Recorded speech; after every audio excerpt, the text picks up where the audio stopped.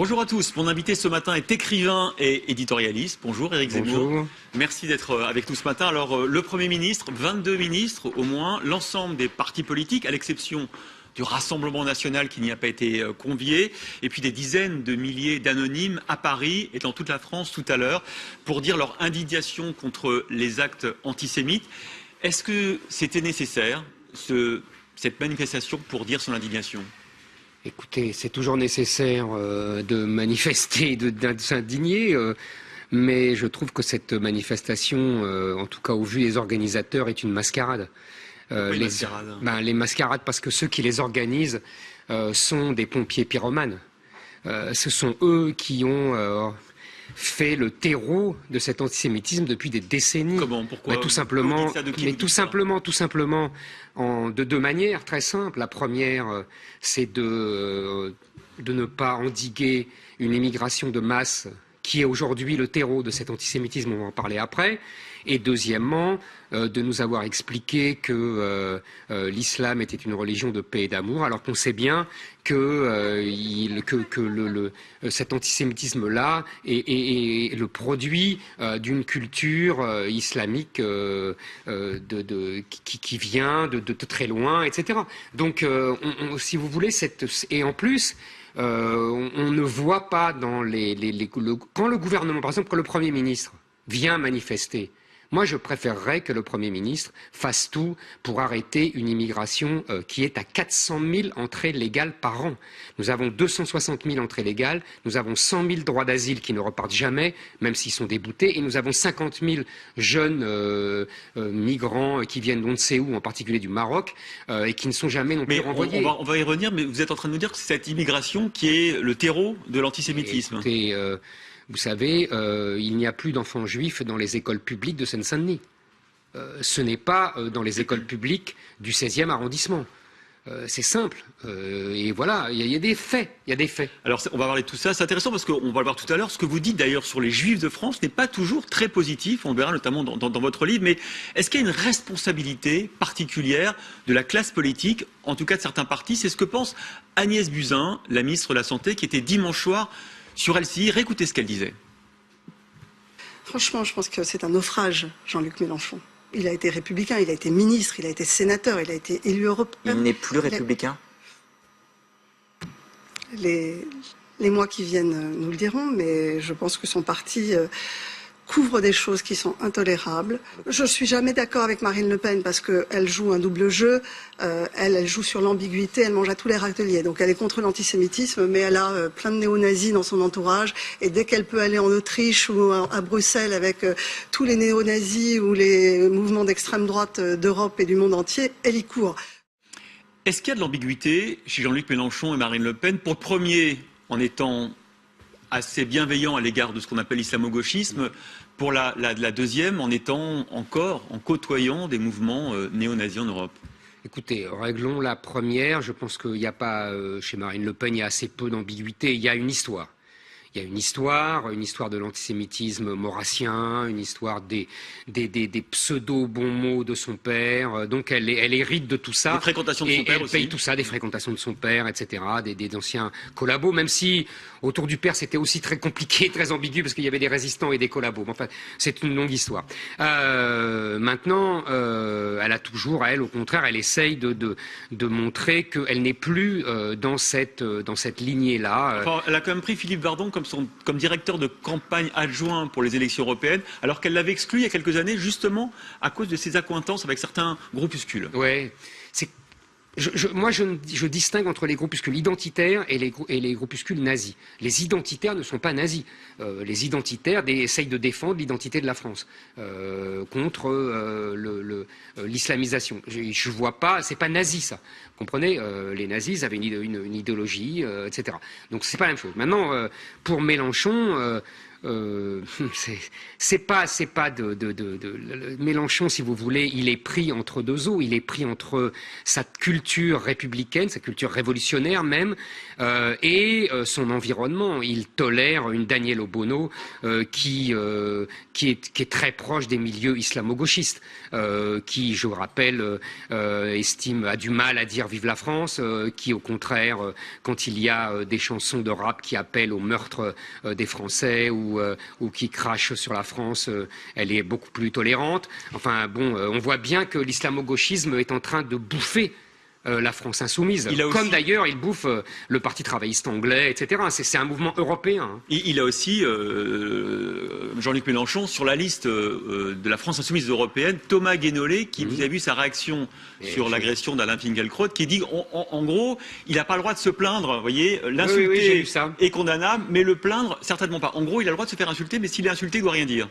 Non, c'est même pas ça. C'est qu'il est insulté parce qu'il répand la haine contre les banlieues et contre les musulmans. Je sais, j'ai l'habitude de ce genre de rhétorique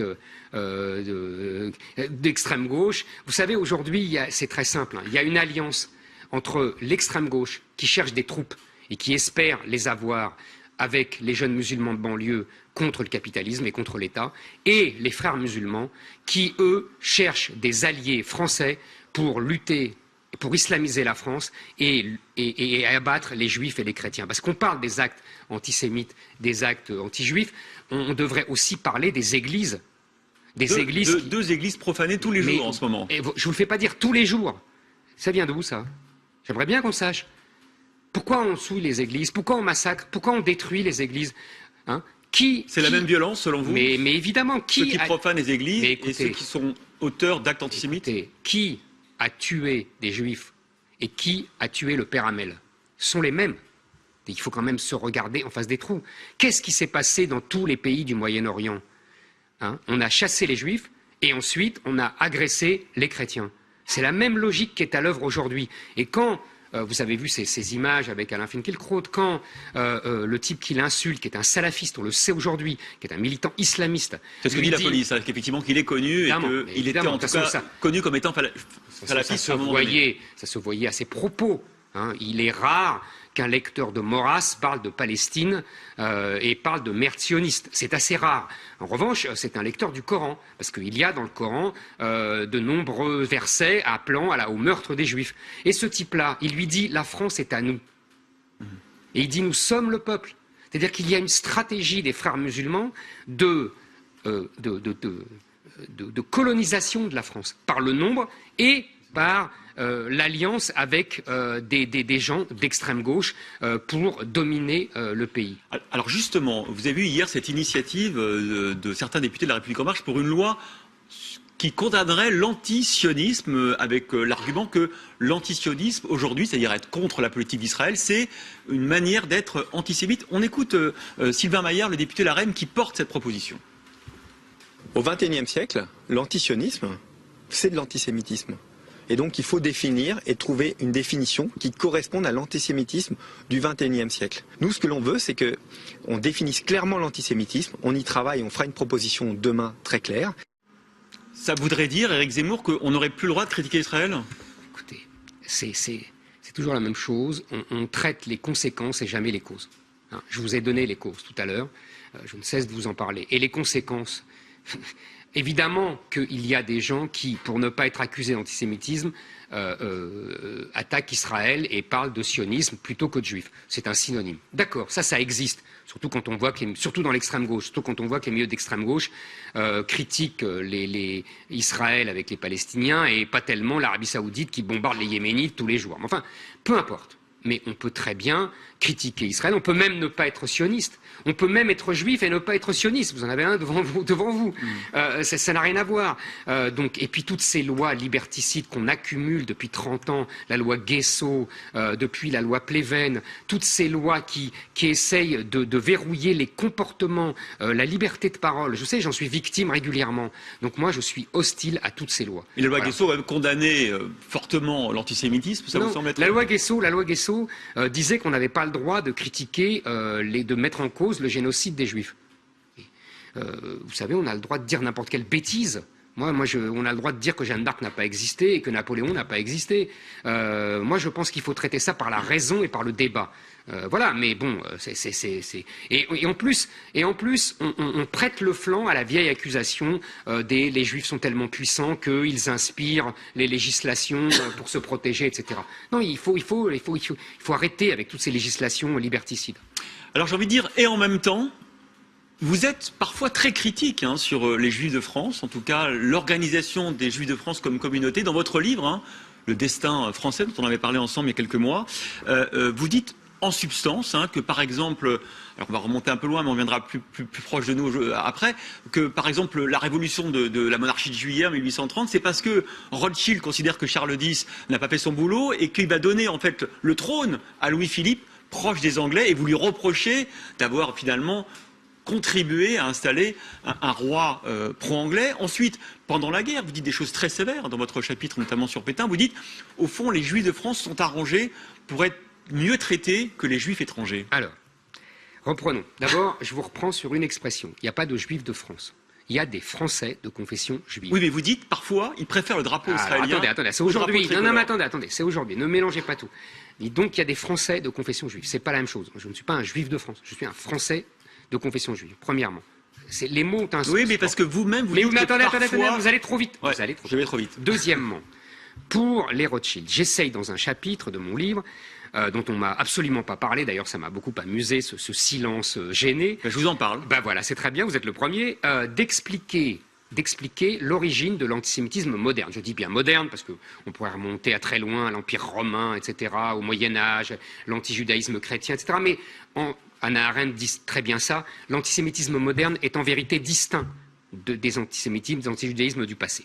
L'antisémitisme moderne a une figure emblématique, Rothschild. D'ailleurs, il est amusant de revoir qu'on la revoit, cette figure, avec Macron qui a travaillé chez Rothschild. Pourquoi les Rothschild? J'essaie de comprendre.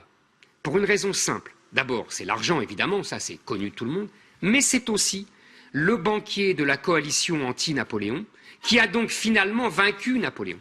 Et le drame pour les Juifs français, pour les Français juifs, c'est qu'il y avait, vous savez, des Rothschild dans tous les pays d'Europe et que la communauté juive s'est pris, entre guillemets, comme patron et comme symbole auprès des pouvoirs publics et des rois, ce Rothschild. Ce Rothschild qui avait lui-même vaincu Napoléon. Voilà, vous dites même que c'est à cause de lui que Napoléon perd la bataille de Russie, en gros. Ah, je dis que c'est effectivement les Rothschild qui ont financé toutes les coalitions contre Napoléon et qui ont fini par vaincre Napoléon. À force, il finit par vaincre. Est-ce qu'en disant ça, vous n'êtes pas en train de nourrir justement... Non, j'essaie d'expliquer. J'essaie de comprendre, d'expliquer. Oui, Napoléon, il a perdu il y a 200 ans. Donc c'est loin. J'essaie de comprendre, d'expliquer. Donc, et d'ailleurs, vous allez voir, c'est pas inutile. Parce que l'antisémitisme contre les Rothschild et contre ces juifs-là part de l'extrême gauche, comme aujourd'hui. C'est vrai. Comme aujourd'hui, de Proudhon, de Marx, qui était juif lui-même. Pour la Révolution, il y avait des Roland parfois aussi. La Révolution, oui. La Révolution de 89, non. Non. Mais la Révolution de 1848, oui, un peu. Exactement. Mais pas tellement, en fait. Mais il y a effectivement des mouvements. Proudhon est antisémite, il a des phrases très dures qui, aujourd'hui, résonnent durement. Il dit il faut les brûler, il faut... Et on est en 1840. Et c'est une idole de l'extrême gauche. Pareil pour Marx, etc. Donc il y a cet antisémitisme-là parce que le juif est quoi? Il est celui qui s'adapte mieux à la modernité capitaliste, dans un monde qui est troublé. N'oubliez pas qu'on est dans une France de paysans et qu'il y a la révolution industrielle et la révolution financière qui vient percuter cette France traditionnelle paysanne. Là, vous expliquez... C'est ce monde-là, voilà, j'explique. Mais pendant la guerre, vous êtes encore plus sévère. Vous dites au fond... Non. Je ne suis pas plus sévère. Je dis, j'explique.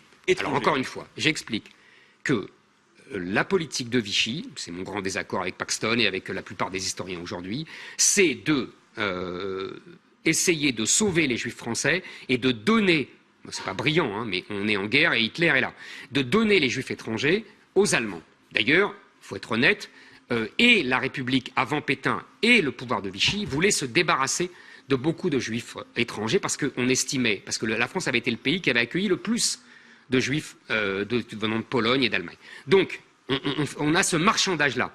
Et ce que j'explique, c'est que beaucoup de juifs français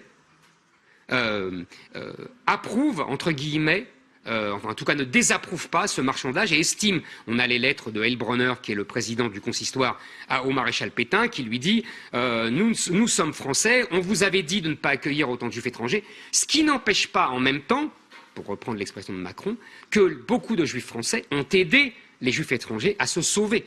Vous voyez, la situation est compliquée. Éric Zemmour, comment expliquer, comme vous le faites, sans justement désigner, fustiger? Vous avez vu là, cette tribune dans Le Monde la semaine dernière de la rabbin Horviller, qui dit quand la contestation du pouvoir s'énonce en des termes de dénonciation d'élite, de culpabilité des riches ou de complot des puissants, il s'agit d'un langage ancestral qui fut dans l'histoire celui de l'antisémitisme. Eh bien, je ne suis pas d'accord avec Madame le rabbin. J'estime au contraire qu'on a le droit de critiquer les élites, qu'il y a un phénomène depuis 30 ans de rébellion des élites qui a été très bien analysé par l'américain Christopher Lasch, qui se sont dissociés de leur peuple réciproque, un mouvement général en Occident. On a le droit de critiquer les élites, on n'est pas pour autant antisémite. Et je voudrais dire aujourd'hui qu'on met tout sur le dos de ces pauvres gilets jaunes, alors que manifestement les gilets jaunes ne sont plus responsables de ça. On a, vous vous souvenez, le grand mot pas d'amalgame avec les djihadistes, c'était légitime. Et là, on n'a pas ce pas d'amalgame. Oui, moi, j'aimerais bien qu'on n'ait pas d'amalgame avec les gilets jaunes. Ce ne sont pas les gilets jaunes qui ont fait ça. Ce sont plutôt des gilets verts, si j'ose dire. Il n'y a aucun rapport avec les gilets jaunes. Et les gilets jaunes ont le droit de critiquer les élites. Elles ont le droit de critiquer le fonctionnement du capitalisme ou de la société. Et ce n'est pas un discours antisémite. C'est scandaleux. Et d'ailleurs, j'y vois vraiment une alliance objective entre l'extrême gauche des islamo-gauchistes et l'État. Parce que c'est quand même extraordinaire comme M. Castaner laisse courir comme ça depuis des semaines les Black Blocs qui cassent tout et qui n'arrêtent ces policiers n'arrêtent personne. Ils se contentent de les filmer. L'objectif, il est simple, de diaboliser les gilets jaunes, d'en faire, c'est la stratégie depuis le début, d'en faire des chemises brunes, de parler, vous avez vu... C'est grave comme accusation. Vous dites, au fond, ils laissent les manifestations dégénérer pour nous ternir l'image des gilets jaunes. Moi je pense, et ça fait plusieurs semaines. Parce que vous avez vu ces images extraordinaires, on demande aux policiers de filmer. Vous avez vu ce jeune homme qui casse tout, et les policiers le filment. Pendant toute la journée. Voilà, ils le filment. Ils pourraient l'arrêter 10 fois. Donc ils ont des ordres de ne pas l'arrêter. Ils ont des ordres de ne pas aller au contact avec ces gens-là. Alors qu'il y a, vous avez vu, des gilets jaunes blessés, cette jeune fille qui a perdu son œil, etc. Et c'est autrement plus grave que tout ce qu'on dit. Est-ce que vous ne prenez pas le risque quand même, parce que vous êtes tellement attaché à l'idée de la nation, que vous fustigez le communautarisme islamique, mais aussi... parfois, le communautarisme juif, est-ce que c'est la même chose? Mais écoutez, le communautarisme, c'est le communautarisme. Le fait d'avoir une double allégeance, c'est le fait d'avoir une double allégeance. Moi, je suis comme Raymond Aron. Les Juifs ont le droit d'être français. Ils ont le droit de devenir israéliens s'ils le veulent. Mais quand ils sont français, ils ne sont que français. Il n'y a pas une double allégeance. On a le droit d'avoir de la sympathie, de l'affection pour Israël si on est juif, même si on n'est pas juif. D'ailleurs, j'ai beaucoup d'amis non juifs qui ont de la sympathie pour Israël. Mais on n'a pas d'allégeance pour Israël. Donc, excusez-moi, moi, en tant que juif, c'est pour ça que je vous ai repris aujourd'hui, je suis français. Je ne suis pas israélien. Je pense que tous les juifs devraient, en tout cas français, devraient faire la même chose. Maintenant, j'essaye d'être le plus cohérent possible. C'est pas toujours facile. On va parler de ce grand débat et de son issue. D'abord, ce grand débat, c'est une centaine de milliers de contributions, c'est 10 000 cahiers de doléances. Il y a une ville sur 3, une commune sur 3 qui ont fait un cahier de doléances. Ça dit quoi de notre pays ? Ça dit une volonté de s'exprimer, ça dit une volonté, un mécontentement profond. Mais vous savez, il y a une antinomie très simple. On va parler des élections européennes. Bien sûr, après. Il y a... non, mais dans quelques mois, on va en parler. On va en parler tous les deux aussi. Ah bon, si vous voulez. Il y a une antinomie très simple entre la volonté des Français de changer le système dans lequel ils évoluent et l'impossibilité de le changer, tout simplement parce que nous avons des règles, nous sommes engagés dans des règles européennes qui nous contraignent. Donc c'est à cause de l'Europe si, au fond, à l'issue du grand débat, il ne se passera rien? C'est pas à cause de l'Europe, c'est à cause de nos engagements européens et de nos engagements mondiaux. C'est-à-dire que nous sommes dans un système économique de libre-échange, de grand marché mondial, et nous avons rajouté à ça l'euro qui explique profondément. Ce sont des choix faits il y a 25 ans, il y a 30 ans, et qui expliquent aujourd'hui la révolte des Gilets jaunes. Les Gilets jaunes, c'est l'euro. Ah, c'est le grand marché mondial, et l'Europe et l'euro, c'est-à-dire en fait la désindustrialisation de la France. Et le sentiment les d'être choix dépossédé français. de son destin. Ah, c'est deux choses différentes. La désindustrialisation, c'est le risque de perdre son boulot et d'avoir des petits boulots mal payés, etc. Ça, c'est l'économie. Et le sentiment d'être dépossédé de son destin, ça, je pense profondément que c'est l'immigration de masse. C'est qu'on a l'impression qu'il y a un autre peuple qui vient s'installer à la place du peuple français et au moins à côté. Ça, c'est la dépossession de son destin et les pouvoirs publics ne font rien contre ça. Ils expliquent au contraire aux gens qu'il faut s'habituer et qu'on ne peut rien faire. Sur le premier sujet, c'est-à-dire la désindustrialisation, Oui. vous croyez vraiment à une politique économique alternative, je sais pas, du protectionnisme qui permettrait de recréer des emplois en France? En tout cas, je pense que c'est ce que fait Trump. Alors vous me direz, il n'a pas le marché de la France. Je suis d'accord avec vous, mais c'est ce que fait Trump et ça marche pas trop mal. Je pense effectivement que, en tout cas, ce que nous avons fait, c'est-à-dire grand marché, libre-échange, plus euro, qui est surévalué pour nous, l'assemblage de tout ça, c'est la nitro et la glycérine. Et ça explique notre désindustrialisation. On aurait pu avoir l'un ou l'autre. On aurait pu avoir la monnaie unique et du protectionnisme. On aurait pu avoir le libre-échange et une monnaie qu'on aurait dévaluée parce qu'on est manifestement, on a une productivité inférieure aux Allemands. Voilà, on n'est pas compétitif. Mais les deux, je pense que là, c'est explosif. Et pour sortir du grand débat, l'idée d'un référendum ou de plusieurs référendums, ça vous séduit ou pas? Et moi, le référendum, ça me séduit toujours, mais sur quoi? Quelle question? C'est pour savoir s'il faut réduire le nombre de parlementaires et mettre une dose de proportionnel, je leur laisse. Le vote blanc? Je m'en fous complètement. Je veux dire, c'est pas des sujets, ça. Vous voyez bien que c'est pas des sujets à hauteur du destin de la France. Autre chose, on va parler de l'Europe, justement. Est-ce qu'on voit à peu près le paysage de l'offre politique pour les élections européennes? On ne connaît pas encore le tête de liste de La République En Marche, mais on connaît à peu près leur positionnement européen.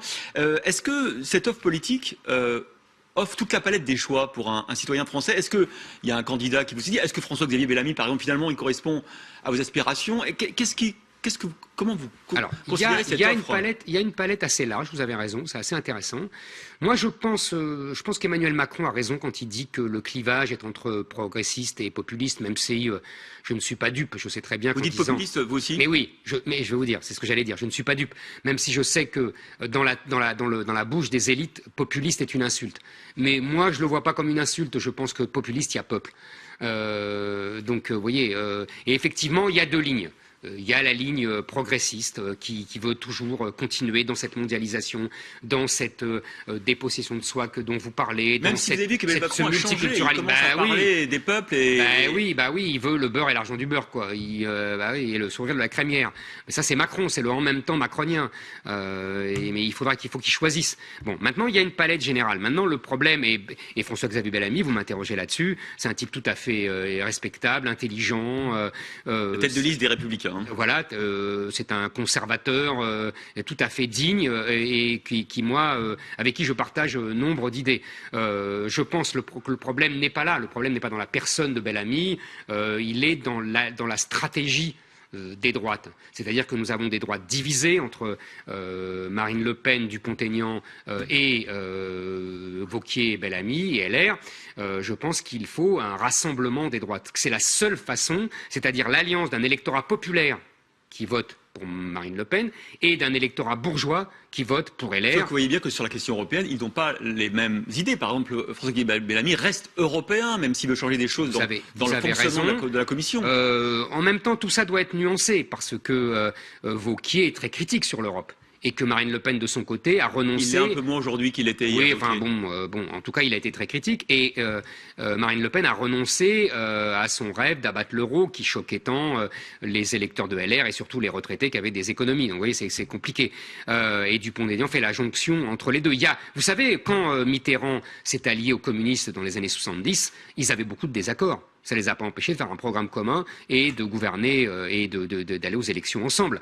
Donc là, vous êtes officiellement, vous préconisez l'union des droites. Mais je préconise depuis longtemps. Et même avec une partie de la gauche. Ça vous a pas échappé que à France Insoumise, il y a des bisbilles, il y a des affrontements. On parlait de France Insoumise, on parlait de Daniel Obono. Mais tout le monde n'est pas avec Daniel Obono à la France Insoumise. Il y a des gens qui sont des vrais républicains, des vrais patriotes. Vous pensez à qui vous auriez Mais il les vire. il les vire. Alors évidemment, le problème c'est ça, c'est que Mélenchon a fait un choix. Il a fait un choix entre l'islamo-gauchisme et le patriotisme républicain, et il a viré les patriotes républicains. Et c'est ça le problème de Mélenchon et de la gauche. Mais normalement, il doit y avoir, si vous voulez, en gros, hein, on avait déjà parlé, je vous avais déjà dit ça, Macron, qu'est-ce que c'est? C'est Louis-Philippe. C'est-à-dire, c'est l'alliance de la bourgeoisie de droite et de la bourgeoisie de gauche. Et face à ce front des bourgeoisies, il faut un front populaire. Qu'il appelle ça populiste, peu importe. Mais c'est-à-dire, et avec une alliance d'une partie de la bourgeoisie qu'incarne très bien Bellamy. Vous voyez, bourgeoisie conservatrice, volontiers catholique, au moins de culture catholique, mais patriote, et qui ne sacrifie pas le pays à ses intérêts. Pour revenir au début de notre conversation, vous ne serez pas dans la rue, par exemple, ce soir? Ah non, je ne serai pas dans la rue avec des gens dont j'estime qu'ils sont les responsables de tout ce qui arrive. Merci beaucoup, Éric Zemmour, d'avoir été notre invité. On retrouve tout de suite Pascal de la Tour du Pin.